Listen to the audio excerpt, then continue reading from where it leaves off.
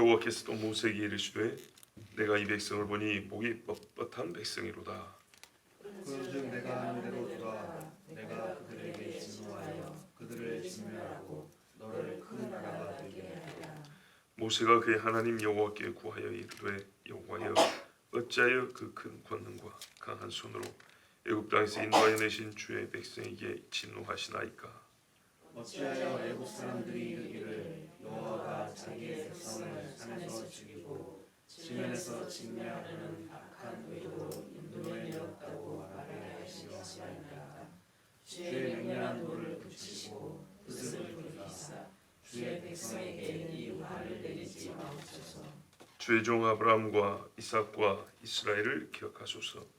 주께서 그들을 위하여 주를 가리켜 맹세하여 이르시기를 내가 너희의 자손을 하늘의 별처럼 많게 하고 내가 허락한 이 온 땅을 너희의 자손에게 주어 영원한 기업이 되게 하리라 하셨나이다. 여호와께서 뜻을 돌이키사 말씀하신 말을 그 백성에게 내리지 아니하시니라. 아멘. 오늘 말씀은 로마서 14장 7절에서 8절에 보면 우리 중에 자기를 위하여 사는 자도 없고 자기를 위하여 죽는 자도 없다는 말씀이 있습니다. 우리가 다 주를 위하여 살고 주를 위하여 죽는다 그랬는데 그 말씀의 신뢰를 구약의 한 믿음의 사람을 통해서 보려고 합니다. 로마서의 기록자이기도 한 바울을 신뢰로 들어도 충분한데 우리가 한편으로는 구약의 사람들에게서는 그 말씀의 신뢰를 잘 찾지 않는 경향이 있단 말입니다. 로마서에서 믿음을 가르쳐준 다음에 신뢰를 베드로나 스데반을 말하지 아니하고 아브라함과 다윗을 얘기한 것처럼 우리가 로마서 14장에 주를 위하여 살고 주를 위하여 죽는 사람의 신뢰도 구약에서 한번 찾아보면 또 다른 은혜가 있을 거라고 합니다. 물론 많이 있지만 그 중에 오늘 우리는 모세를 봅니다. 사실 모세가 그 말씀에 가장 적합한 인물로 보이기 때문입니다. 보십시오.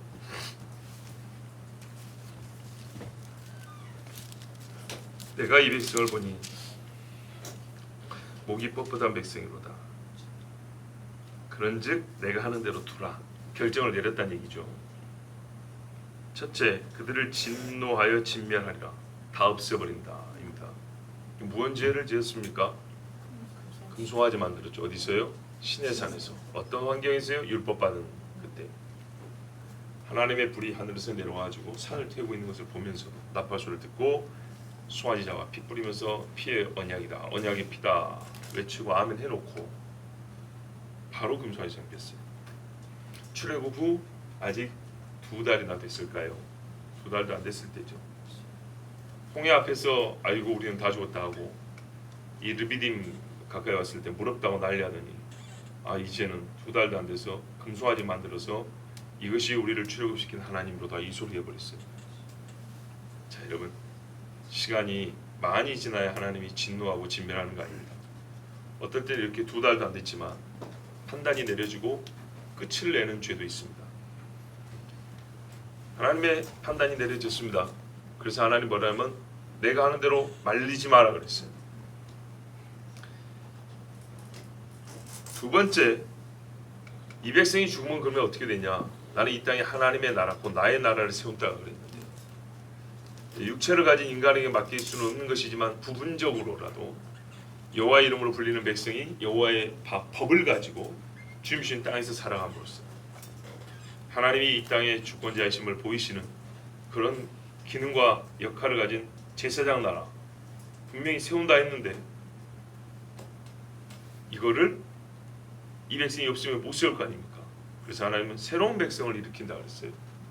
누구를 통하여 세운다 했죠? 모세를 통하여 너를 큰 나라가 되게 하리라 이렇게 했어요. 자, 하나님께서 대안이 없는 건 아닙니다. 대안을 가지고 이렇게 할 거니까 이 백성이 없어진다는 걱정을 하지 말고, 즉 하나님의 나라가 세우지 않는다는 걱정을 하지 말고 너는 그냥 잠자코 있어 그랬어요.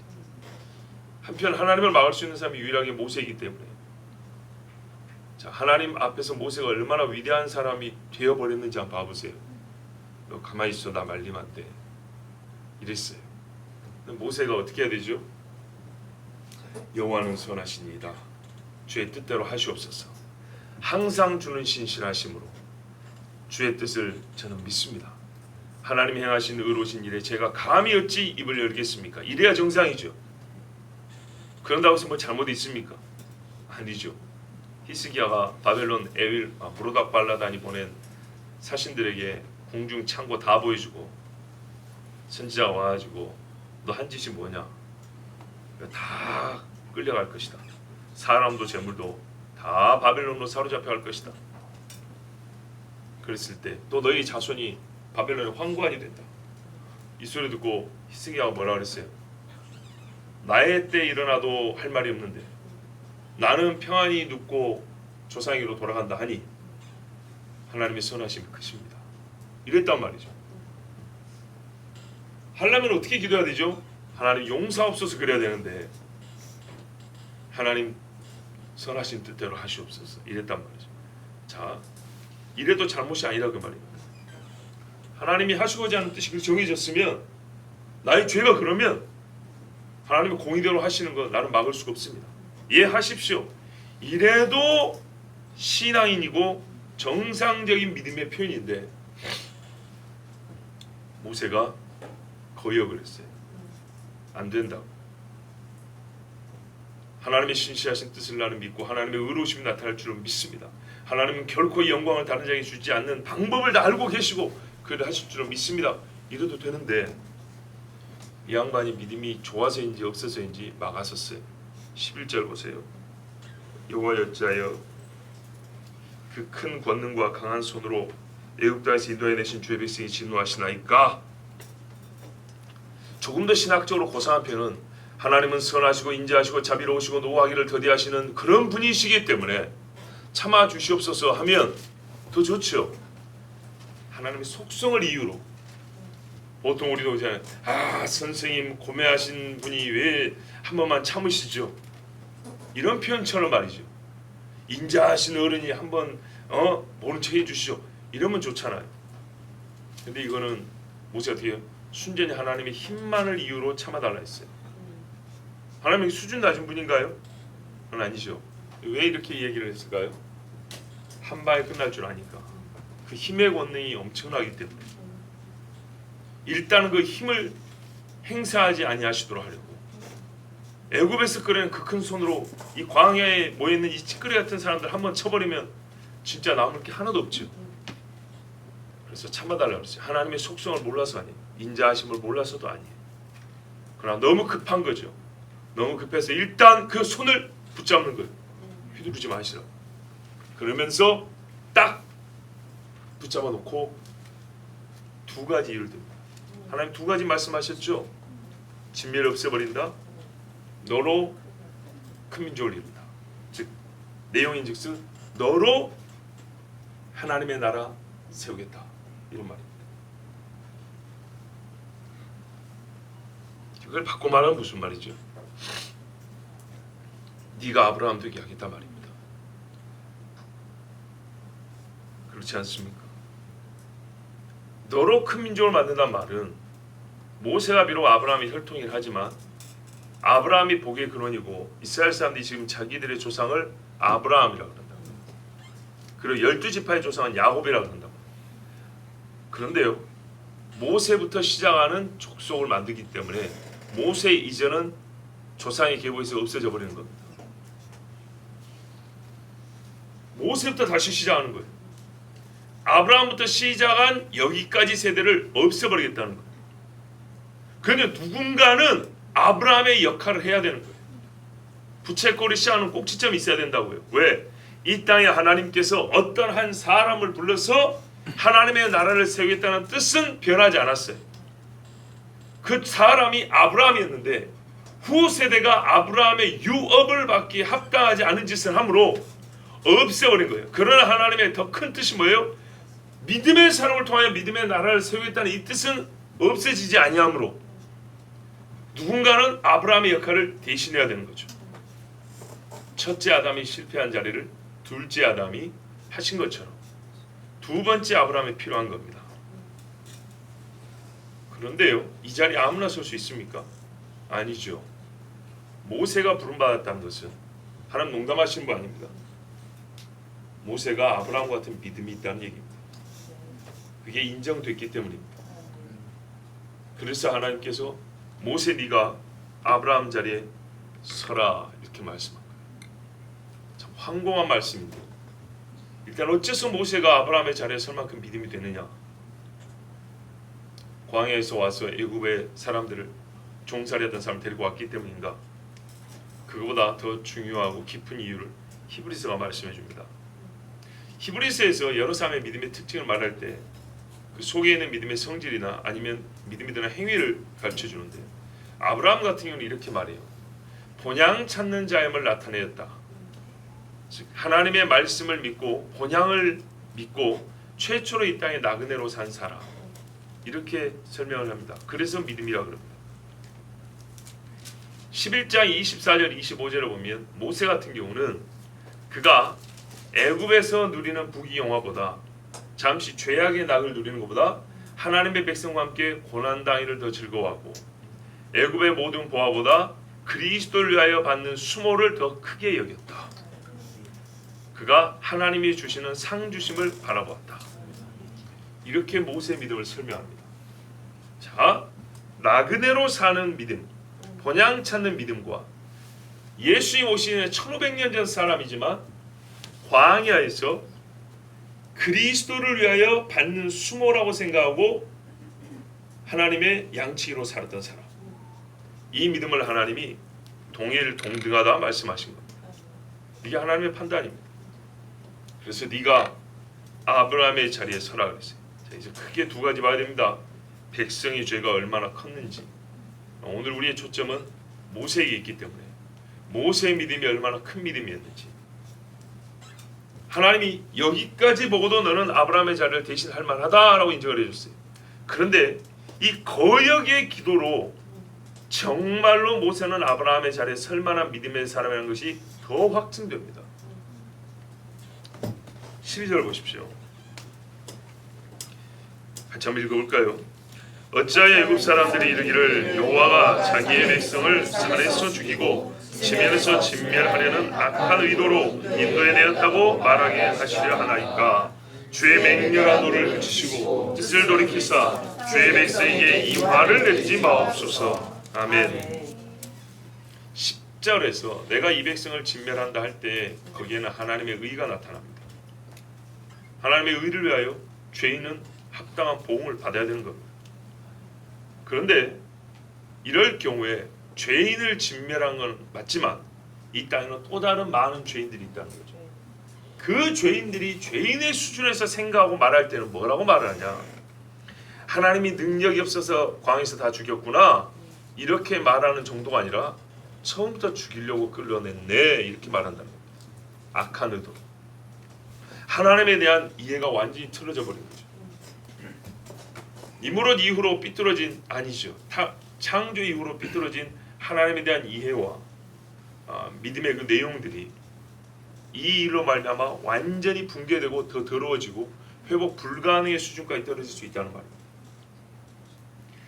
보십시오. 하나님이 자기의 의를 드러내는 일들을 얼마나 많이 하셨는데요.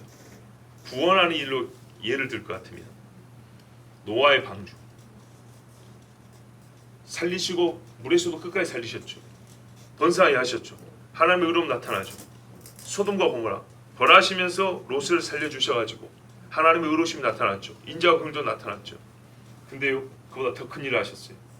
애굽에서 자기 백성을 10가지 재앙까지 기적까지 일으키시고 끌어내셨어요. 홍해까지 갈라버렸어요. 그런데 죽였답니다. 그 엄청난 일을 해놓고 어느 날 광야에 가봤더니 60만이 다 엎드려져 있는 거예요. 그렇다면 과연 우리가 이 작은 머리, 이 조그만 마음을 갖고 있는 사람들이 뭘 생각하겠습니까? 모세 말이 맞아요. 하나님의 능력 부족이 아니라 하나님의 속성, 하나님의 심성, 하나님의 뜻에 대한 매우 타락한 결론을 내릴 수밖에 없는 거예요. 그러면 그걸 다시 거룩한 하나님 이해로 세울 때까지는 엄청나게 많은 시간과 수고가 필요합니다. 지금도 보세요. 순식간에 깨끗하고 정결한 신학들이 무너지는 속도를. 우리나라 개신교 인구가 몇 퍼센트로 될까요?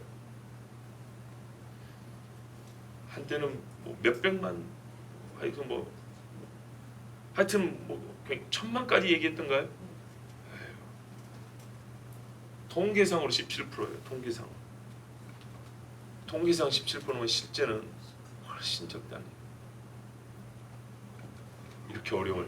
자, 여기서 17%에서 옛날에 20%에서 뭐 30% 가까이 된다고 했던 그때까지 올리려면 여러분 이 상황에서도 얼마나 어렵습니까? 근데 다 죽어버리고 모세 하나 남았는데, 그리고 그 주변에 열국이 다 봤어요. 하나님의 이름으로 부름받은 백성이 여차하면 다 죽는구나. 저신은 섬기면 안 되겠구나. 보세요. 악한 의도로 끌어내 죽였다고 그렇게 믿어버리는데, 모세의 생각이 적어도 틀린 게 아니라면 그 주변 환경과 당시 사람들의 사고방식을 우리보다 훨씬 잘 알기 때문에 80년을 산 노인이, 그리고 거룩한 영이 감동된 사람이 말하는 것을 우리가 신뢰한다면 반드시 하나님에 대한 이해는 무너지고 삐뚤어서 회복 불가하는 수준까지 가버립니다. 즉 하나님의 의를 위하여 참으십시오. 그럼 두 번째, 너를 큰 나라가 되게 하리라. 그랬더니 여기에 반대합니다. 13절에 같이 읽습니다. 주의 종 아브라함과 이삭과 이스라엘을 기억하소서. 주께서 그들을 위하여 주를 가리켜 맹세하여 이르시기를 내가 너희의 자손을 하늘의 별처럼 많게 하고 내가 허락한 이 온 땅을 너희의 자손에게 주어 영원한 기업이 되게 하리라 하셨나이다. 아멘. 하나님이 너는 아브라함과 땅 인정해주면 얼마나 영광스러운 부름입니까? 그렇죠? 우리가 혹시라도 성경의 인물 한 사람을 빗대어서 너는 그 사람 같다는 말을 들으면 정말 행복하고 기분 좋지 않습니까? 힘도 나죠. 없던 힘도.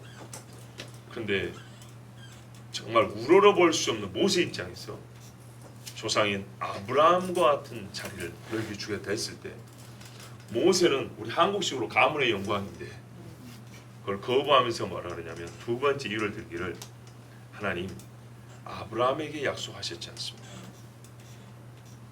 아브라함과 이삭과 야곱에게 하신 약속이지 않습니까? 나는 그래서 욕심이 없습니다. 왜냐? 만일에 여러분 현실적으로 생각해보세요. 이들을 다 죽이고 나로 말미암아 백성을 만들면 진짜로 있는 사람 내 눈빛에 다 죽어야 됩니다. 나 한 사람 남고 다 죽었을 때 여러분 행복하시겠어요? 저들이 비록 죄인이라 할지라도 그걸 못 보는 겁니다. 제발 살려주십시오. 이 백성을 사랑하여서 내가 아브라함의 영광을 얻는 것을 포기하겠습니까? 이 백성들을 낮은 대로 끌어올려 주십시오라고 이렇게 말한 겁니다. 그리고 또 이 사람들이 다 죽었을 때 아까도 잠깐 말씀드렸지만 다시 이 많은 수가 어디로 가냐면 하나님이 정하는 게 있어요. 율법이 정해졌고요, 땅이 정해졌고요, 백성이 정해졌고요. 가나안 땅 모세 혼자 들어갈 수 있을까요? 아니죠. 그 귀신의 상을 엎어버리고 가나안 7족속을 멸할 수 있는, 왜? 이미 그때 아무리 족속이 죄도 관영해서 땅이 토해내기 직전이었어요.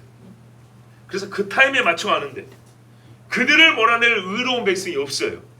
그럼 어떻게 될까요?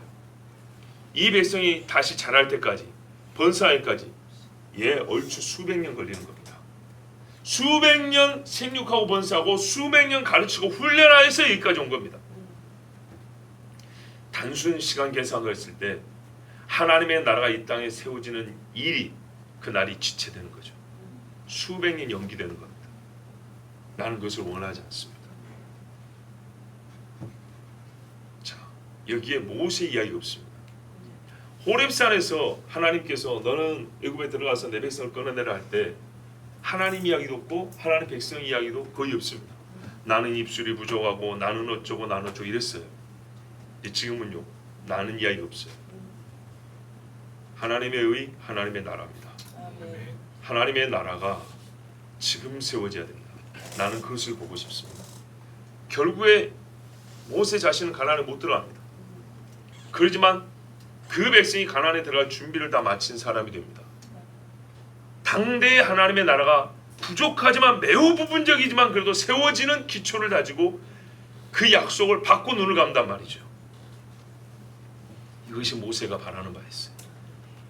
즉 하나님의 본래 뜻이 이루어지는 거예요. 그 안에 하나님의 의가 그대로 나타나고 하나님의 나라가 세워지는 거였어요. 이스라엘이라는 나라가 세워지는 거였어요. 신약적 표현으로 제가 바꿔서 계속 표현을 해드렸습니다. 하나님의 나라, 하나님의 의, 이 두 가지, 이것을 주를 위하여라고 바꿔 말하면 틀린 말일까요? 같은 말이죠. 왜요? 히브리서가 그랬잖아요. 그리스도를 위하여 당하는 수모를 애굽의 모든 보화보다 크게 여겼다고 그랬지 않습니까? 그리스도를 위하여. 모세는 그리스도의 나라를 보았다고요. 이 나라가 이 땅에서 몇백 년이나 지체되는 것을 나는 원하지 않아요. 이건 한 가정이 불신 가정이었는데 곧 있으면 믿음의 가정이 될 것 같은데 네 세대가 이후에 믿음의 가정이 된다면 여러분 견딜 수 있겠어요? 개인적으로라도 하나님이 의롭지 않아서가 아니라 정말 하나님의 나라가 우리 가정에 임하는 것을 지금 보고 싶은 열망, 이게 사실 믿음의 사람 아닙니까? 그런 거는 욕심이 나는 거죠. 근데 모세는 말이죠, 하나님의 의가 사람들에서 부정당하고 모욕당하는 거 원하지 않았어요. 충분히 하나님이 이걸 다시 극복할 수 있는 분이죠. 바꿀 수 있는 분이지만은 지금 여기 있는 것이 무너지고 다시 세워지는 것이 아니라 지금 해오신 이 일이 그대로 가기를 원하는 거예요. 중간에 나 모세가 끼지 않더라도, 내가 아브라함의 자리에 들어가지 않더라도 하나님의 나라가 하루라도 빨리 이 땅에 임하여 이 온천한 열방이 복이 될 거 아닙니까? 그래서 주의 나라와 의를 위하여 하나님 참으셔야 됩니다 그랬어요. 그러면서 이 사람의 기도는 어디까지 갑니까?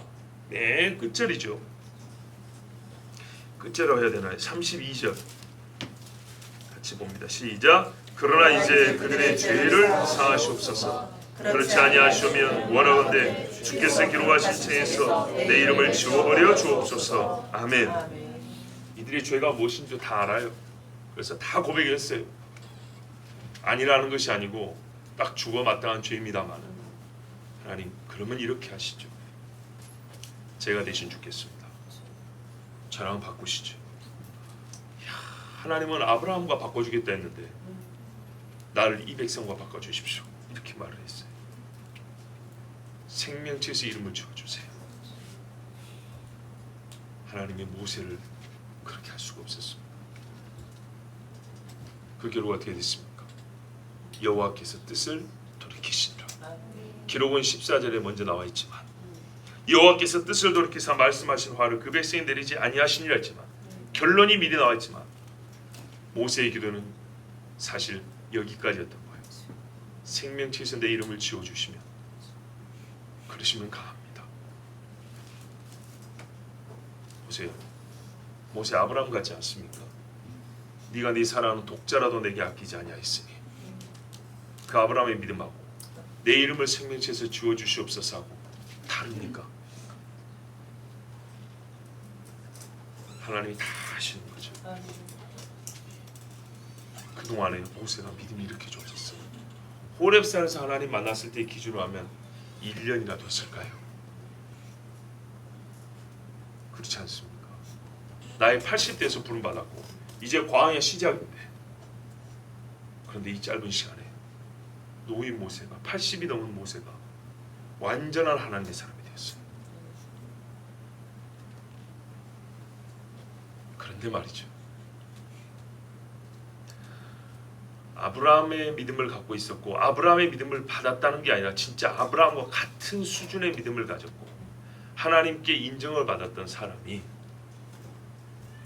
하나님의 의와 하나님의 나라를 위하여 그 자리를 차지하기를 원하지 아니하고 자기 목숨값을 내놓아 백성의 죄책을 지겠다고 이렇게 기도를 하였는데, 그래서 정말 너는 아브라함과 같은 자라 인정을 받았는데 자칭 모세의 자리에 앉은 자들은 모세를 전혀 배우지 못하고 모세가 가르침 바도 듣지 아니하고 모세의 믿음도 가지지 아니하여서 모세가 기다린, 모세가 위하여 수고한 메시아를 죽였습니다.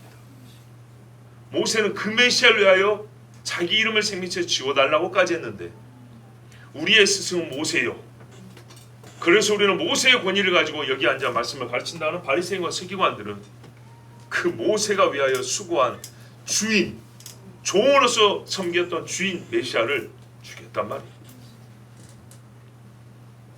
모세를 잘못 배워서 바울도 똑같이 메시아 죽이는 데 앞장섰습니다. 그런데 보세요. 정말로 바울이 성령으로 말미암아 새 사람이 된 이후에 모세의 제자가 됐습니까? 안 됐습니까? 됐죠. 이것입니다. 그리스도의 제자와 모세의 제자가 다르지 않습니다. 왜냐, 예수께서 모세가 나를 가리켜 말했다 그랬기 때문에. 너희가 모세를 믿었으면 나를 믿었으니 그랬다. 너희가 아브라함의 자손이면 아브라함의 행사를 하여 나에게 이렇게 대하면 안 된다 이렇게 말했어요. 보세요. 바울이 얼마나 모세를 잘 배웠는가. 여호와여, 이스라엘을 언제까지 버려두시겠습니까? 어느 때나 이들이 돌아오겠습니까? 고르게 친척을 위하여 내가 음부에 떨어질지라도 내가 원하는 바는 이 백성이 죽게 돌아와 구원을 받는 것이로다. 똑같죠. 제가 지금 바울의 말, 로마서 기록 때 바울의 말을 여러분 들려드렸는데 지금 기억하고 계시죠? 로마서 9장부터 시작되는 그 말입니다.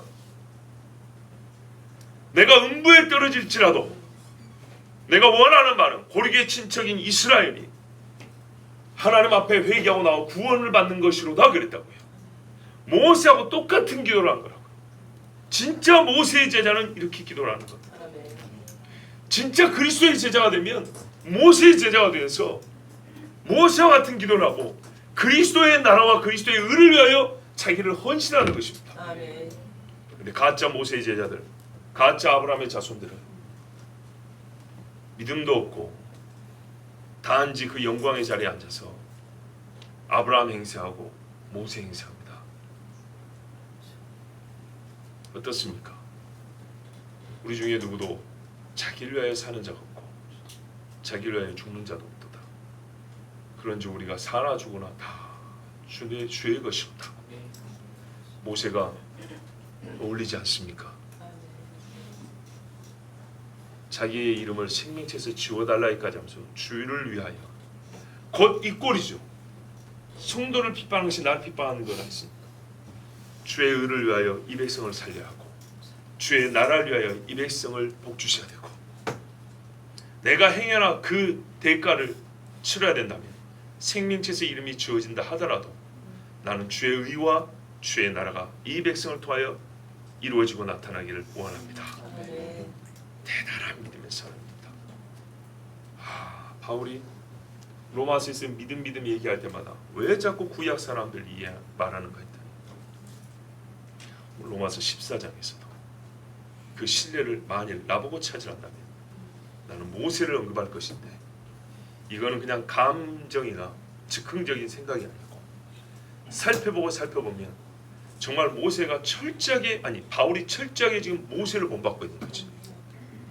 예수를 직접 만난 사람이 모세를 본받고 있고 예수를 바라보고 수고한 믿음의 사람이 바울과 똑같은 말을 1500년 전에 하고 있으니 여러분, 이 사람 모세는 정말 아브라함의 자손이 아니며 아브라함과 같은 믿음을 가진 사람이 아닙니까? 아브라함의 자리를 대신하여 앉는 것보다 하나님의 나라와 영광을 위하는 주를 위하여 살고 주를 위하여 죽는 우리 모두가 되기를 바랍니다. 기도하겠습니다.